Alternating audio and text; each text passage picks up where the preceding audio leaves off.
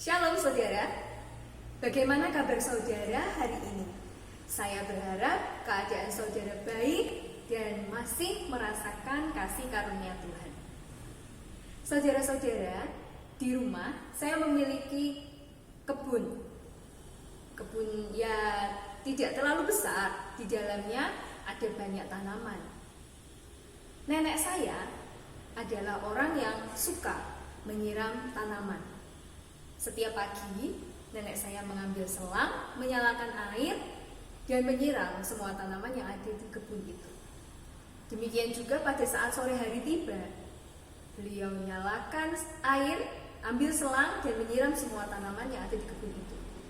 Semua tanaman tidak ada yang terlewat, semuanya tersirami dengan baik. Setelah beberapa waktu, suatu hari, tiba-tiba nenek saya terlihat muram. Nenek saya terlihat sangat galau, saudara. Saya perhatikan, saya penasaran. Kenapa ya nenek saya begitu muram, begitu galau? Kemudian saya bertanya, nenek saya muram karena dia penasaran, saudara. Pada satu pohon yang selama ini nenek saya siram. Sudah sekian lama, pohon itu kenapa tidak segera berbunga, tidak segera berbuah? Saya jadi penasaran, saudara. Kemudian saya minta nenek saya untuk menunjukkan pohon mana yang dia maksud. Setelah nenek saya menunjukkan pohon itu, saya terkejut, saudara. Tapi juga tertawa kecil gitu, karena yang dimaksud nenek saya adalah pohon mati, pohon plastik, bukan pohon yang hidup. Jelas saja tidak bisa berbuah maupun berbunga. Kemudian saya memberitahukan hal itu pelan-pelan kepada nenek saya, bahwa pohon yang dia harapkan untuk berbunga, dia harapkan untuk berbuah, bukanlah pohon yang hidup. Terlihat sangat lucu, saudara. Namun jika kita merenungkan kembali mengenai cerita tadi, hal itu juga bisa kita renungkan pada diri kita. Seperti yang akan kita pelajari bersama renungan pada sore hari ini. Mari saya ajak saudara untuk membuka dari satu perikop firman Tuhan. Pada Yohanes 6, di ayat yang pertama sampai ayat yang ke-15. Perikop ini berjudul Yesus memberi makan 5.000 orang. Tapi yang saya akan bagikan kepada saudara sekalian dan yang akan saya ajak untuk perenungan kita bersama adalah mengenai kehidupan kita. Seperti pohon itu, saudara. Pohon itu ada yang mati, plastik, ada yang hidup, berbunga dan berbuah. Hidup kita juga bisa diumpamakan seperti pohon itu. Dan nenek saya yang galau itu juga bisa diumpamakan seperti Bapa kita, Tuhan kita, yang sudah menanam kita, yang sudah menyirami kita. Bagaimana kita hidup? Apakah seperti pohon yang mati, ataukah seperti pohon yang hidup? Sudahkah kita berbunga, atau sudahkah kita berbuah? Buah yang saya maksud di sini adalah pelayanan kita, kehidupan kita. Sudahkah kita melayani? Karena kita hidup dipanggil untuk melayani. Kita hidup dipanggil untuk melayani. Namun bagaimana pelayanan kita? Kita akan belajar bersama dari perikop ini. Yang pertama, saudara, melihat seperti Yesus melihat. Itu pada ayat yang kelima.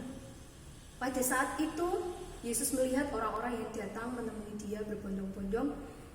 Yesus melihat kebutuhan mereka. Yesus melihat keperluan mereka.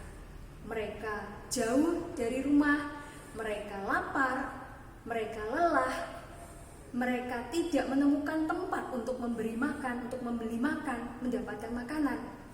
Itu yang Yesus lihat. Dan yang kedua, rela memberi di ayat yang ke-9. Sebelumnya, Yesus bertanya kepada para murid. Harapannya Yesus mendapatkan pemikiran yang sama juga ada pada diri para murid mereka.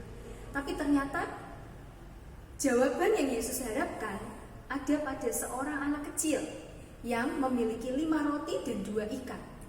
Mungkin roti itu adalah bekal dia dalam perjalanan. Tapi di ayat itu dikatakan bahwa anak ini merelakan, memberikan bekal yang dia miliki itu kepada murid Yesus. Yang ketiga adalah hati yang berserah. Di ayat yang ke-11, hati yang berserah dari si anak itu, menyerahkan bekalnya seluruhnya. Dia tidak meminta kembali, dia tidak mengharapkan kembali. Itu jawaban yang Tuhan nantikan, yang Tuhan inginkan. Dan ketika tiba di tangan Yesus, Yesus bersyukur, Yesus ucapkan berkat, dan mujizat pun terjadi.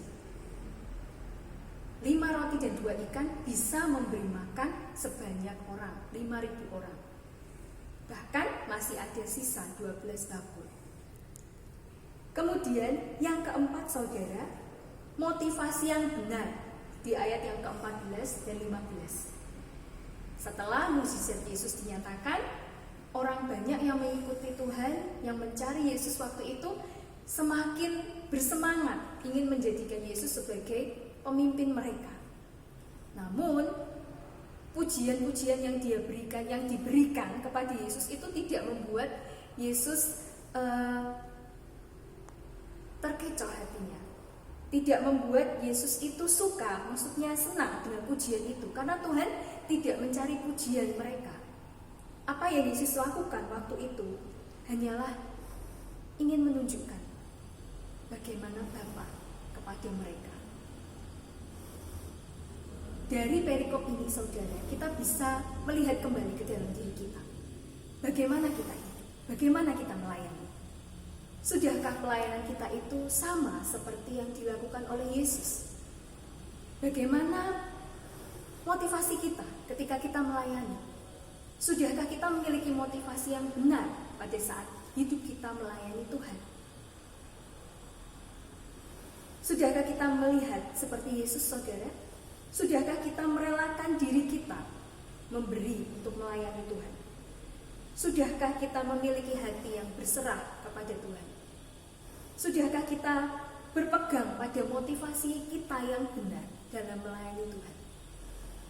Mari kita renungkan perikop ini bersama-sama. Tuhan Yesus memberkati.